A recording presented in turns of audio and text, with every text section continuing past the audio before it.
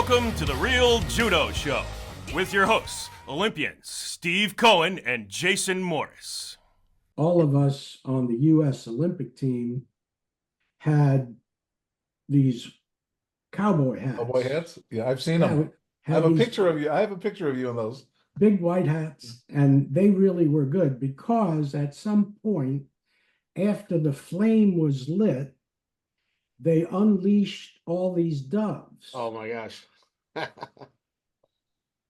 So all these doves flew over all of the Olympic teams lined up at the ceremony.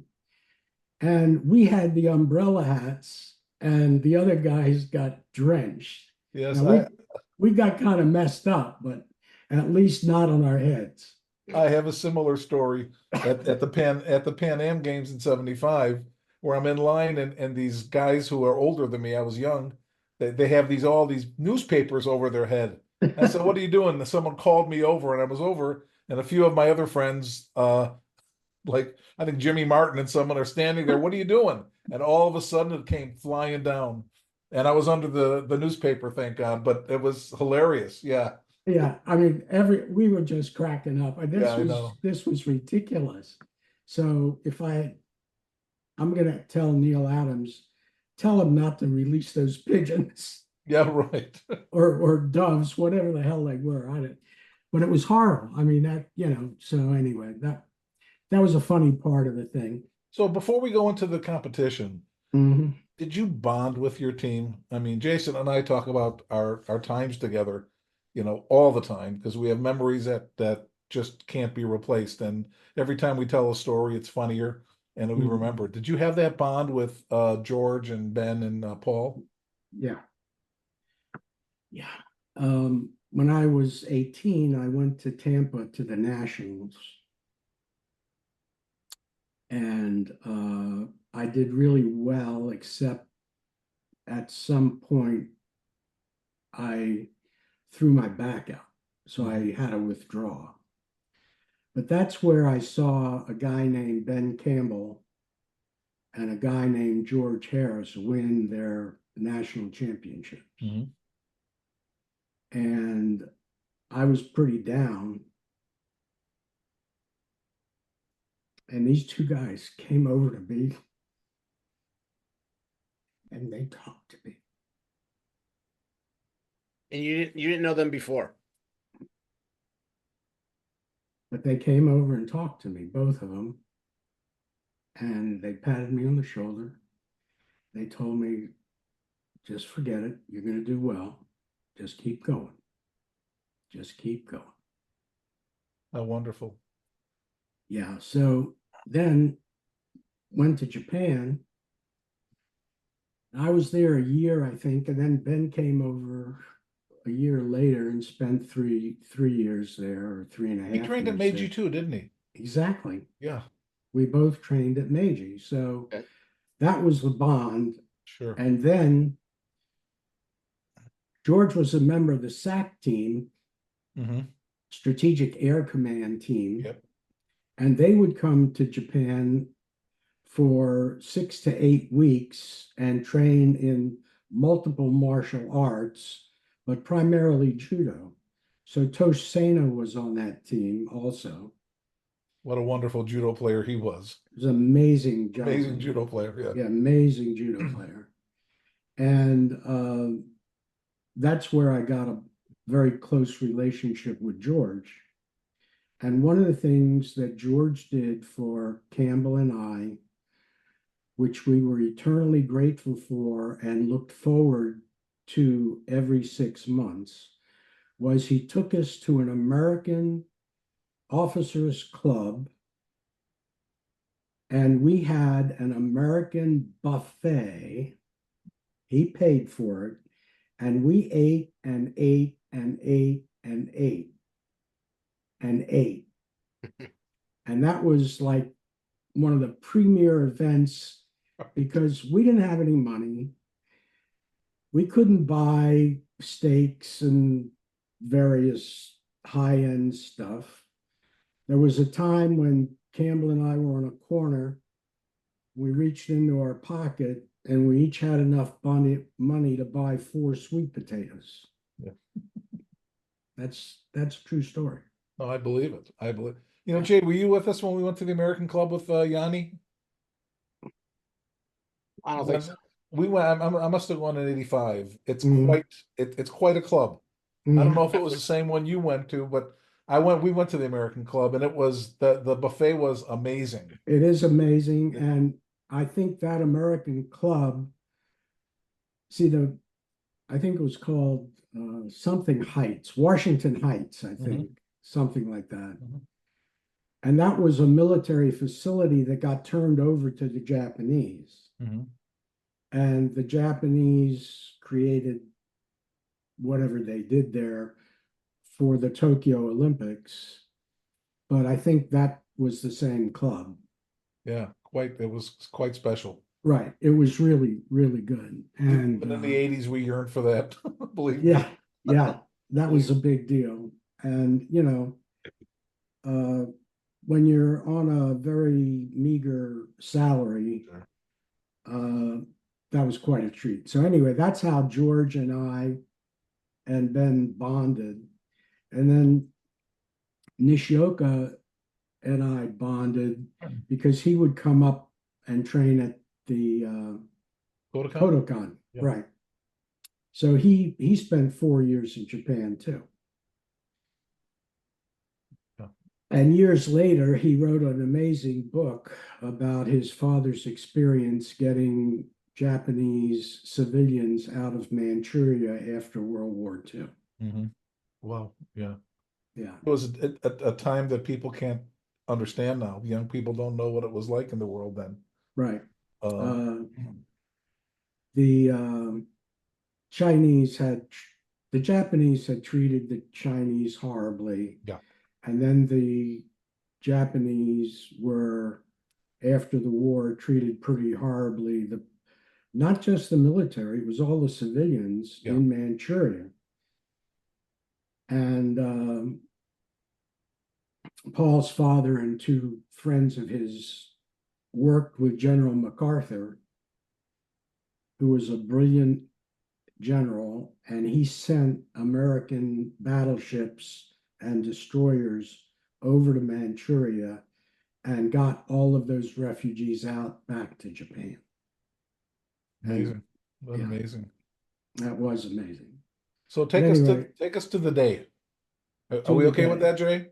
Oh yeah. The day 1964, you wake up, it's time Yeah. for you to go. Time to go. So we get to the Budokan, and by this time, I'm very familiar with the Budokan because I've been there before. Sure. I'm feeling pretty comfortable, and uh, this is going to surprise you, but I don't remember a lot of my matches from that tournament. Well, the system was they put you in pools, right? 3-man Right. pools, And and you had to come out of that pool to get into the actual pool for the medal. right. But they also had a thing called the repechage. Yeah, So if you lost, you went into another pool correct. and could fight your way back up. Right. And long story short, I ended up with a bronze medal there. But the actual, I know this is going to sound strange to people, but the actual event that I felt that I really did the best judo was the World Championships. Well, the World Championships obviously was a much bigger competition. Much But, bigger let's competition. bear with me, okay? So you fought Argentina first round. Okay, and Perez. Yes, you beat Argentina. Then you came up and you fought Wolfgang Hoffman. Okay, that's what got me into the repechage, I think. Correct. But if you beat Wolfgang Hoffman, you're in the finals. I'm in the finals. Right. Okay. You win that match and you're fighting for a gold. Right. So what happened there, much to my chagrin, and again, this is part of the system. The referee was a Japanese American who did not have how can I put it? Who was not necessarily, he was a national champion and all that stuff, but he wasn't an international renowned judoka. Anyway, long story short. So you knew the guy. Yeah, I knew him. Oh. I mean, I'd seen him at all the tournaments as a kid, okay? But that setting that aside, I threw Hoffman with an Ippon Sioi for a Wazari, and then he put an arm lock on me. And as the arm lock was taking effect, I lifted him up off the mat, and his head cleared the mat. And that referee called mate. Hey, Hoffman didn't stop. He kept going. And I had to give up or lose my arm. So I tapped out. And I After lost the that mate. match. After the mate. So was there a bronze medal match, or was that the bronze medal? I think there was a bronze medal match, but because I was, no, that was the bronze That medal was, match. according to the pools Yeah. I'm looking at. That was the it. bronze. That was the That bronze was the medal bronze medal match. Yeah. Had I won that, I would have been in the finals. Correct. Yes. But the thing that gave me heart and didn't make me depressed was when I came off that mat, the Japanese judoka, the American judoka, many of the officials all said that that was a bad call. That was a bad call. Yeah. That was a bad call. Yeah. So, and that was a bad call. It was a bad call. Listen, we just finished watching the Olympics. They still happen. They happen all the time. All the time. Wrong guy wins. It's Right. unfortunate. It's unfortunate. But you can see in the film the mate hand comes out. Yeah. And I've got him up Yeah. off the mat, and then that happened. But I felt redeemed at the World Championships. You had 42 guys in your division. It's a big division.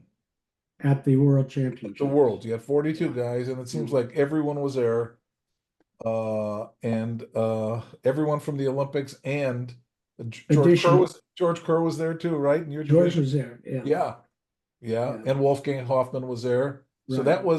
that is the kind of the icing on the cake. Here you go, and on the medal stand you had 2 Japanese and 1 Korean and you. Yes. Yeah, that's impressive.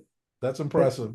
It was, yeah. And the thing that I was very proud of, that I felt redeemed my desire to be a technician. There were 3 Europeans that I fought. Schneiders of Holland. Yep. I threw him for a full point. Ross of England, I threw him for a full point. And Grosjean of France, and I threw him for a full point. None of them are slouches, right? Those are all good players. They are Good outstanding players. Yeah. Snyder's. I think my brother fought Snyder's in 71. Yeah, those are tough guys. Those are tough guys, yeah. At the Olympics in Tokyo, Okano fought Grosjean and couldn't throw him. Yeah. He beat him on the mat. So I felt that the techniques I used were able to overcome 3 of the best European champions for full points. And I always felt that that was my gold medal. Yeah. That's how I felt. The bronzes were nice, okay? No, that's don't mistake. But as far as judo technique goes, that was my gold medal. It's a big deal. Yeah. It's a big deal. Yeah, that was big. Redeems yourself. I mean, the bronze in the Olympics is incredibly special. But we went through the whole force of judo at that time and came out third, and Yeah, Again, they're the Right. only non-Asian on the stand then was a big deal too. not too bad. Right. No, So cool. at that time, Jim, you were 23 or 24 uh I was 22. in 64. Mhm. So the next year you're 23, right? Yeah, yeah, You know, you aged a you're year. right. Yeah, you're right. So what made you I can't count. what made you stop at that point, or did you continue? Or because I mean the 60s, that's what 60, there would have been 67 worlds, and did you know at the time that there would not be a 68 Olympics for judo? Now, what happened was prior to the World Championships, I did something stupid. I did randori with a heavyweight white belt. Hey, And this guy was probably 230 pounds or some shit like that. And I did something, long story short, he came down on the side of my knee like a clip in football. Yeah. So my knee was broken, if you will. Mhm. And this was about a month before the World Championships. so So I couldn't, this is couldn't, 67. no, this is No, 65. 65. Oh, 65. Right. This 65. is 65. So I couldn't compete in the trials or whatever the nationals to go to the World Championships, but the powers that be, because I won a bronze at the Olympics, selected me to be on the world team. That's a miracle. Must That must was have hurt them to do it, huh? that must have really, honestly, must have killed them. Okay, but they didn't. So at the World Championships, I'm fighting on one leg. And the way we did it in Japan, because we didn't have things like ace bandages Mhm. or a thing, I think it's called a physical trainer Yeah. or like a medic or something like that. But what we did, we took and sliced bicycle inner tubes, Yes. I remember that. okay? I remember that. And I did the ace bandage thing with a bicycle inner tube on my right leg.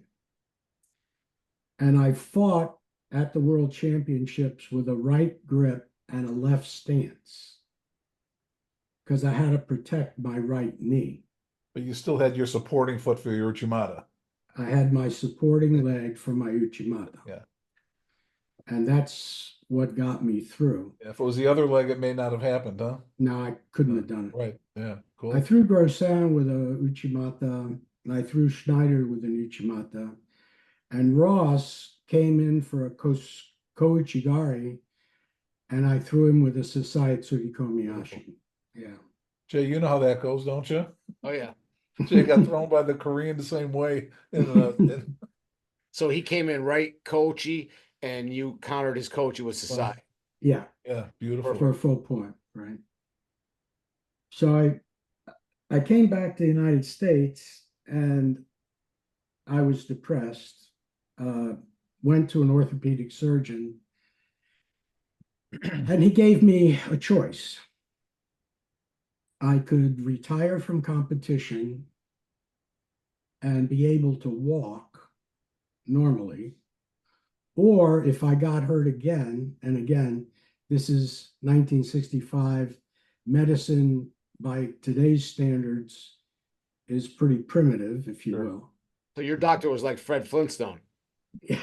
Well, he said if the knee got destroyed again, he'd have to put a metal rod in it,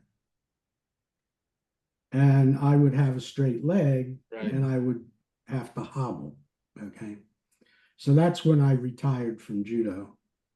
They operated on the knee and put it back together as best they could, but I didn't think it was worth taking the chance of not being able to walk and do judo and teach to continue my competitive career. So I stopped.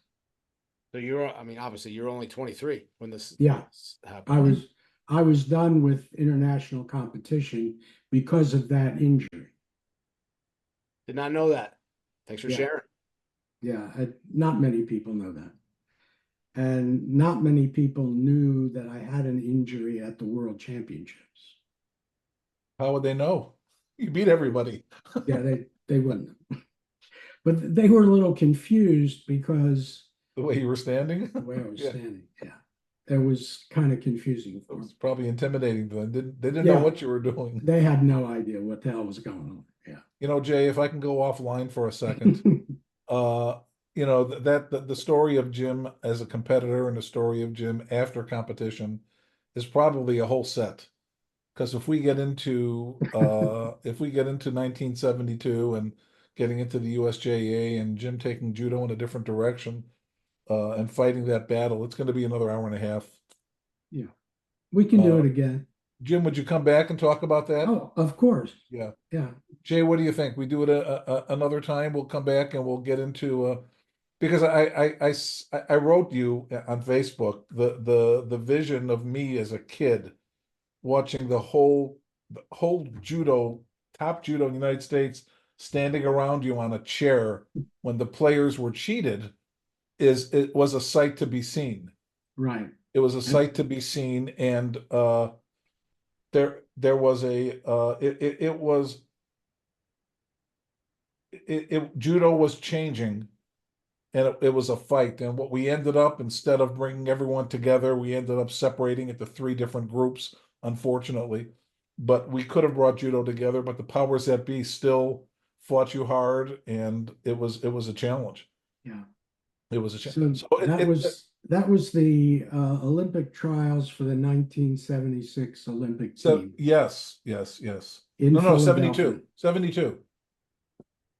It was the 72 Olympic team. Okay, I think let's double check that. I don't have to. Okay. I'm sorry, I don't have to. I was there. I was 16 years old. My brother Erwin won. That's when Woolley and Cohen went out and shook hands. Yeah. It was in Temple University. Okay. It was in Temple, but I thought it was 76 because No, the 76 trials were in California. No, Really? yeah, the Temple University. Okay. Listen, I'm old, Jim, but you're older. Right. Well, Jason makes fun of me all the time. Now I can Right. tell you that I can make fun of you. I'm younger than you. absolutely. You've Yeah. got a better brain than I do. Well, I don't. I'm just saying. No, it was 72. I picture it because I remember it really well. And again, Okay. as a young kid looking up, and Jason and I talk all the time when he was coming up, looking at me, Steve. Right. I was just some dumb kid. I don't know. Yeah. And that's what I was, a kid, but it was so much happening then. Yeah. So that Jay, was what a do you big- think? Can we do another one and concentrate on the evolution of judo? It would be pretty interesting. Absolutely. If Jim's willing to come back. Absolutely. Yeah. Hey, before we cut it Be out, I glad mean, to. for our real judo community, you two already know this, but Jim and I are very connected because one of his original coaches is my father-in-law. Yeah. Because I married Terry Takamori, and Jimmy Takamori was a big part of your beginning. And Absolutely. then now that I realized, I guess I knew this, but now that you're talking about it, that you trained at Meiji. So one of my main competitors at the 92 Olympics, a guy named Yoshida, is from Meiji. And I've been there. Steve, did you ever train at Meiji? I don't think I went to Meiji. I don't think I did. No offense to Meiji, but Meiji in the summer is awful. Meiji in the winter is even more awful. Yeah. Jay, I went there once. Jay. I went there in the summer once. I remember. It's that 5-story walk up. Yeah. Right, Jim? Yeah. There's no air at all in that place. I mean, you're again, probably freezing in the winter, and it was Stifling 100 degrees in in the summer. Right. It was awful.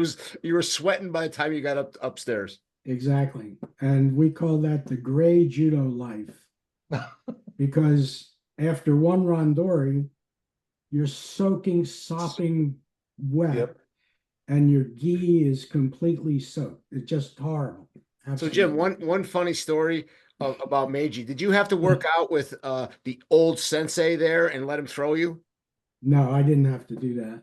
So it might have been the guy, that was in charge when you were around. Right. The younger guy said, "Hey, you have to go with this." He was a red and white belt, and he was probably 80 at the time. And you have to go with him, and those guys think they're really fighting. So you're going and you're letting him throw you, and he's going. Yeah. And then he gives you advice to how much you suck, and then Right. you can improve. And you're just like, okay, because you're 20, 21 years old, going, what is this? Flying What is through this? the air. Right. Yeah. Yeah. I remember a sensei being there with a red and white belt, but I was just fighting for my life. And, But Meiji was known for having big guys too. oh yeah, well, They had the biggest. They had the biggest. During my time, do you remember Ogawa? Yeah. Yeah, he was there too. Ogawa, Yoshida. I mean, these guys were big dudes. Yeah, Oh, yeah. Shinomaki was there too. I mean, the guys. The best big guys came from Meiji. Yeah, At that time. exactly. But training there in the winter and August, it's not a good experience. How cold was it in the winter? It was below zero, according to my body. And didn't they open the windows? Yeah. Oh yeah. Yeah. Now the nice thing is they opened them in the summer too, but there was no draft. There was it didn't help There was any. no- It was hotter There's no- outside. Yeah, it was hotter outside. No, it was cool. It was. I mean, it's cooler outside than in the Cooler day. outside. Yeah, We had the same thing, Jay. yeah. It's At not good. Kokushikon with the tin roof. Oh yeah. God, it was brutal. Brutal. This is just a major connection for me and the superstar, Mr. Bregman. Yeah, well, And- it's nice to be here with you two superstars. I'm You know, really Jim, privileged. we wanted to get your whole story. Everyone wants to talk about the Olympics, and we did too, but we wanted to know where you came from and everything because it's important to us. And like I said, you're our hero, and Jason and I were instrumental on the promotion board and fighting for your 10th degree, I knowing appreciate you that. didn't want it. I didn't. Didn't want it. And when someone told me that, I said, I'm going to overrule him this time. Okay. I'm overruling him. Okay, he may not like it, but I'm going to overrule him. Thank you And I'm both I'm very glad I much. did because it's Thank you well both. deserved. And I want the people that watch this to understand where it started and where we came from. And you're the original hero. Well, and you Thank you guys so much. followed up with a bundle of medals, and we've kept medaling throughout. So it was a Yep. good thing. Well, thank you. Thank you for spending time with us, and we'll do this again. Okay, have a good evening. Thanks Thank for you. coming on, Jim. Thanks, Jim. Thank you, Joe. Take care. Bye-bye.